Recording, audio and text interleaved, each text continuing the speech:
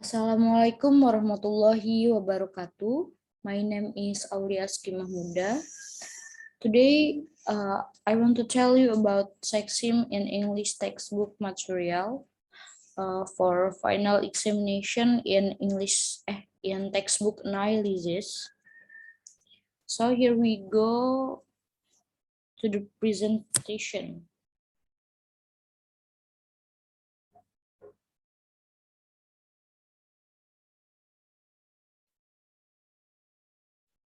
Sorry.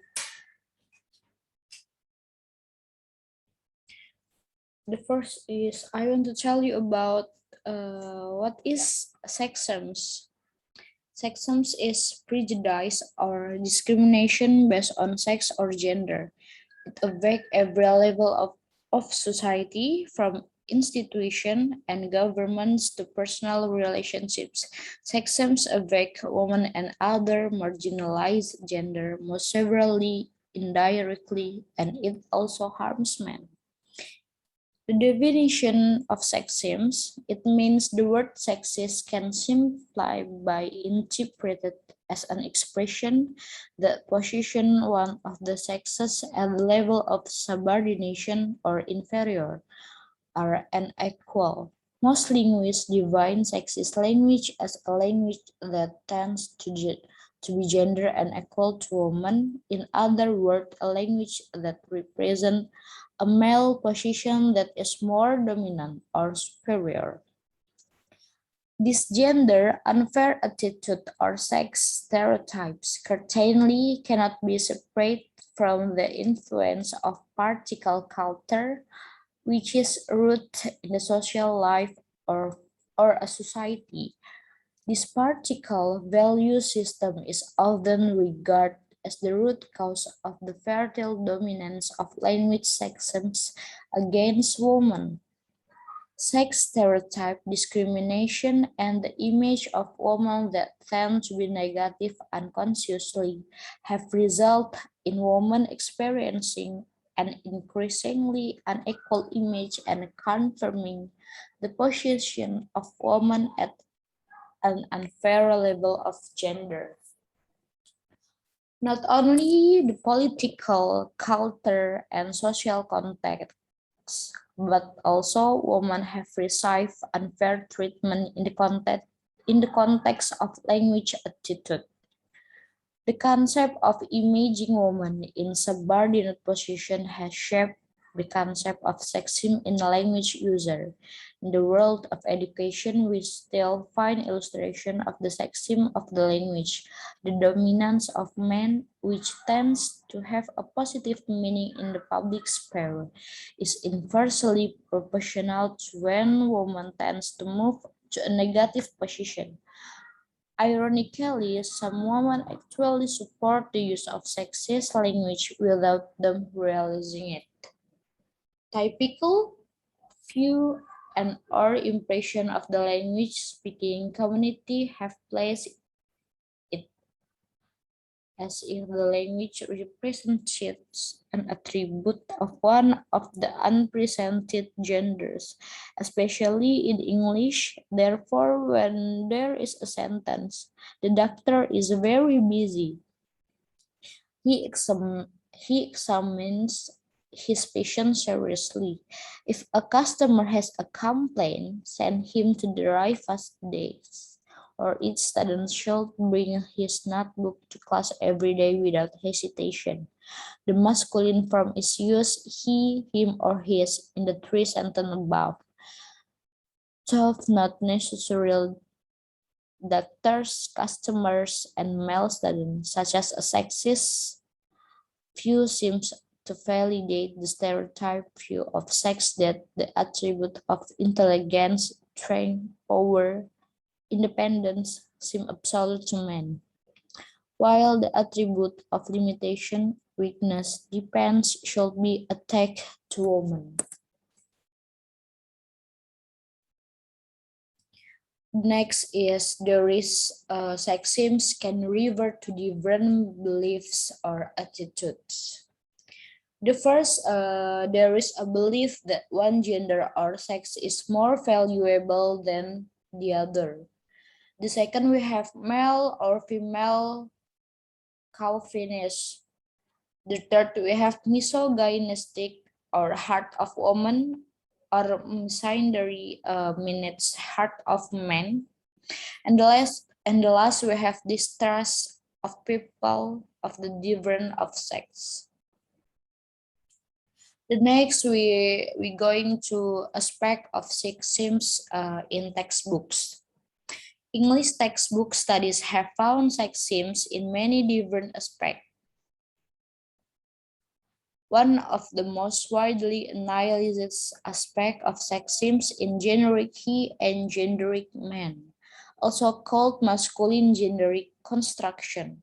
This problem actually comes from the grammar of English itself, which some words such as man, mankind refer to people in general, both males and females. The following is an illustration of the grammatical elements of an English sentence with sexist content. The first one has to work hard in order that he gains his success. And the second, we have everyone in the classroom is reading his article. It means the word one in one and everyone in two above refer to people which mean male or female. But according to the standard English grammatical standard, the pronouns for one and everyone must be he, not she. If it's about possessive pronouns, then it should be his on her. This is also applies to other indefinite pronouns, namely someone, everybody, and somebody. Another example is pronoun for a player. In a game of hide and seek is he, even though the game can be played by both men and women. Another aspect of sexism that is also usually discussed are titles, labels, and names. Studies have found exclusionary words and praise in titles. Labels and names such as stewardess, authors, male nurse, lady lawyers, old maid, miss, Mrs., lady teacher, and which have to be avoided. The example above should be steward or flight attendant, although nurse, lawyer, single person, miss, and teacher. The word sex has clearly provided a dividing line between man and woman. Currently, the term is undergoing a process of replacement with a more neutral term, namely gender. Moreover, the words man and he, which have been widely used in English, have been considered inappropriate in certain contexts, which in the end have also been replaced by a more neutral term, namely person. This is because these two words have been labeled as sexist language when used in certain contexts.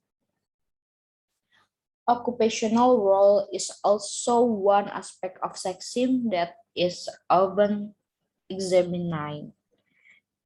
It is also to find studies that reported the imbalance of occupational roles between males and females in textbook.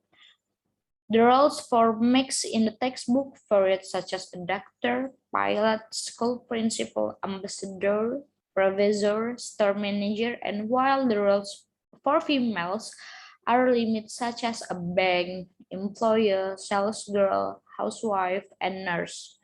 Females are often always represented as weak, passive, over-emotional, and superficial, whereas males as represented as strong, active, helpful, and patrician. Women are far less visible than men in occupational roles. Women look passive, less valuable, and less competent. Women will still stereotype as passive, and the focus of this sentence was on women's physical attribute. Okay, next we are going to use of sexist language in the textbooks. In A, we have bone morpheme level. What is morpheme? A morpheme is a collection of language units that contain meaning. Morpheme is the smallest linguistic level so that it cannot be broken down into smaller level. There are two kinds of morphemes in English, free and bound. Free morpheme is a morpheme that can stand alone as a word in prose, such as the word waiter in he is a waiter. Bound morphemes, which are often referred to as affixes, are morphemes that cannot stand alone as a word. The example, the first is Roro Jonggrang is a beautiful princess. Bandung Bandawasa was a handsome prince. The second, she is a stewardess, and my brother is a policeman. The third, the girl worked in a restaurant. He is a waiter. She is a waiter, sorry. And the last we have, where were the actor and actress? The bone morpheme or S suffix serves to mark the type of the woman. The words waiter, actor, and steward are only meant for men. To indicate that a person is a female, it must be indicated by a female morpheme, namely as. This implies that can basic vocabulary or best word. All revert to men unless they are given additional marker that indicate the type of woman. Okay, next we have word level in here. Word level, the keyword of man or man as a single word. Etymologically, the word man used to be a general of neutral word meaning human. The word is the same as the Latin word homo, which means mankind or a member of the human species. In Old English, the word that refers to an adult make it woman or were, while the word that refers to an adult woman in wife man or wife. In this development, the word wife means envelop into woman. The neutral word used to refer to both male and female gender is the word man. It can be concluded that in the past the word man was a noun that called refer to both man and woman. However, in subsequent development around the 18th century, the word man has a more narrow of specific meaning, namely adult man, human being, who replaced the word with man and word. Jacobson, 1995. The use of man, which is now considered sexist, is found at the level of single word and compound word. The following data is the use of the word man or man, which can be categorized as a sexist language in a single word. Man, which means implicitly a person, with found in the following data. The first is a man who works in a garden is. The two, a man who drives a plane is. This sentence implies that can is if only man exists to the earth and woman as if they exist, do not exist, or is not recognized, should be able to use a more neutral term, for example, the word person. Okay, next we have a price level.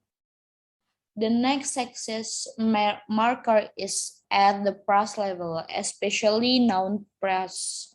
A noun price or noun cluster is a group of words consisting of a hard word or core word and other words that precede or follow which from a unity. In other words, a noun consists of three components, namely the first is hit word or core word, which is a word that is centered of the unity of the word that surround it. The second, we have premodification, namely word usually consist of adjective and noun that describe the head word and is located in front of the head word. And the third, we have post-modification, which is a word usually consisting of a propositional parts, not finite clause and relative clause, that describe the head word and is located behind it, the header. A noun phrase may consist of premodification and head word. Headword and premodification, headword and postmodification, Salce, Murcia, and Larson Freeman, 1983. Example at the level of this press are the word man made, the word man interest, and the word man's friend. The next we have sentence level. In the past, human life and its role in life had the same tendency, namely that men had a role outside the home of public role. They worked to earn a living for their families. Women tend to have a domestic role. They act as a housewife, taking care of children, taking care of the house, cooking, and so on. This trend, of course, is no longer true today. Most notable is the change in the role of women. They no longer only have a domestic role, but participants in taking part with men in public roles or in the world of work. They may work to increase family income or even become the backbone of supporting the family. Various awkward environments have been penetrated by women, but in fields that require higher education and fields that only rely on muscles or manual labor. The women work as pilots, doctors, engineers, drivers, the construction workers, jobs that were previously dominated by men. The use of English often does not reflect real life facts. There have been many changes in the role of women in everyday life. But in the use of language, such things have been overlooked. Deep English also shown this.